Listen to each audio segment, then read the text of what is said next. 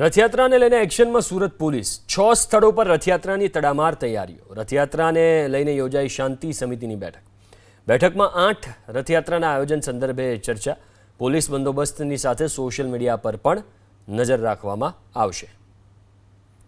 તો રથયાત્રાને લઈને સુરત પોલીસ એક્શનમાં છે। 6 સ્થળો પર રથયાત્રાની તડામાર તૈયારીઓ કરવામાં આવી રહી છે। આજે શાંતિ સમિતિની બેઠક યોજાઈ અને બેઠકમાં 8 રથયાત્રાના આયોજન સંદર્ભે ચર્ચા થઈ છે। અને ખૂબ જ સરસ આયોજન સમગ્ર સુરત શહેરની તમામ 8 રથયાત્રાઓમાં ખૂબ જ સરસ રીતે આયોજન કરવામાં આવ્યું છે। પોલીસનું તમામે તમામ રથયાત્રાના આયોજકો અને તમામ અગ્રણીઓ સાથે ખૂબ જ સરસ ટાઈઅપ અને લાઇઝનિંગ થઈ ગયેલું છે। રથયાત્રાના રૂટ ઉપર પોલીસ દ્વારા તમામે તમામ જગ્યાઓ ઉપર મૂવિંગ બંદોબસ્ત, સ્ટેટિક બંદોબસ્ત, ડીપ પોઈન્ટ બંદોબસ્ત, ધાબા પોઈન્ટ બંદોબસ્ત તમામ જગ્યાએ લગાવવામાં આવનાર છે।